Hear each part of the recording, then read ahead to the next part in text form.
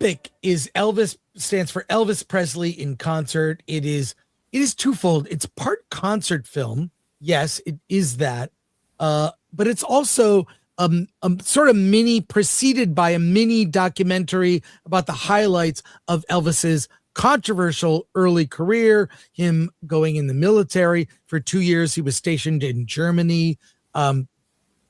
It's sort of then he came back to Hollywood and did he kind of says a lot of these movies were not that great. Some bad films. The footage is absolutely incredible. It was clearly, I don't want to say it's enhanced, but Baz Luhrmann, who's made some phenomenal films and made the Elvis movie with Austin Butler, the way he edits the concert footage, which it focuses on Elvis's residency in Vegas, where he had shows. He did up to 3 shows a day. And what he does is he mixes the rehearsal footage with the real audience seamlessly with the music, right? So you're seeing like they're rehearsing Hunka Hunka Burnin' Love. Then you see him performing Hunka Hunka Burnin' Love. The music is seamless between the two. You see him joking with the band and the backup singers, which is all great. You see personal moments. There's a really great personal moment near the end where they ask him about his military service and what he thinks about what's happening in Vietnam. And he says, I'm an entertainer. I'm just here to entertain. He avoids getting caught up in weighing in on politics, right?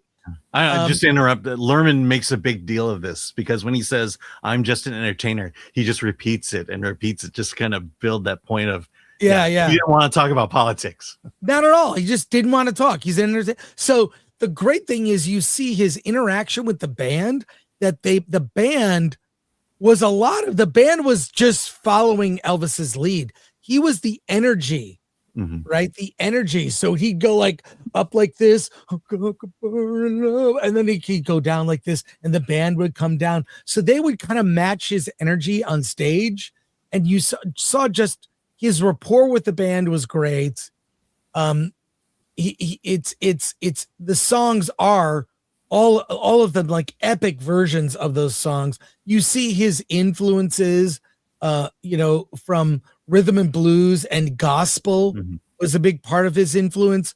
One of the best concert docs ever made, but it's not really a concert doc. It's like a melding of, you get a feel for, I think might have been boring if they just showed one entire song as part of the concert. The way he mixes it with these personal moments is what elevates it. I loved it. You don't have to be an Elvis fan. I never saw Elvis in concert, but I was aware of Elvis when I was a kid. I remember when he died, it was like, it was like Jesus died. It was insane. It was insane how people reacted to his death. But Alan, what do you think of EPiC? Yeah, I mean, I definitely had fun with it. The way it felt like was Baz Luhrmann had such limited footage. And he does this incredible job putting the pieces together and create this movie. I'll be honest, when I see the title Elvis Presley in concert, I kind of wanted an Elvis Presley concert. And, you ultimately realize that he didn't, he's doing his best to stitch what he has together. He not only is it concert footage and the rehearsal footage, but I think there's like 3 concerts he pulls from. And like you say, blends it seamlessly, especially from a sound standpoint. You're hearing a full sound here. I'm kind of like, I enjoyed myself. I'm glad this is a historical documentary. As you say, I've never really seen Elvis outside of the movies and outside of his music, his early movies. And this was like, oh, now I understand who Elvis was. I understand where he was coming from.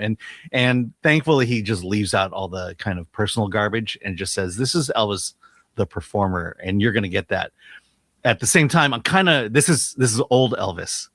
And I kind of wish I got a lot more of young Elvis. Well, there's some of it in the sort of the first 20 to 30 minutes. Kind of the history like leading up. Yeah, there's a good history that leads up to it. And then the last thing I'll say is the restoration of everything here is amazing. It looks great. Oh. The sound, I saw it in our IMAX theater. The sound is incredible. You know, this is on par with the Peter Jackson Get Back, and the rooftop concert. I was blown away by that rooftop concert. I took my daughter to see it, and she became a Beatles fan just from that rooftop concert. And a lot of it has to do with the fact that it is that rapport between Elvis and the band. Same with Get Back. It was the rapport between the four Beatles, you know, to see the joy and the fun they had in making music and performing music. And that's what Baz Luhrmann captures here. And you know, he chose the king, and that's what he delivers. Do you recommend it, Alan? Absolutely. Same here. Strong recommendation. I'm just saying, go in with proper expectations. It's not a true concert movie. It's not like a concert being filmed. I think it's beyond that, and it's even better because you get this history and then the melding of the behind the scenes. It's very intimate. That's the one I did not expect it to be this intimate. Yeah. Like Elvis, and like he's backstage talking to Sammy Davis Jr., you know, and other people just hanging out, you know? Yeah. I mean, for the most part, there's only one voice. There's only one person speaking in this movie, and that's Elvis. And for that, it's worth watching. Yeah. Strong recommendation.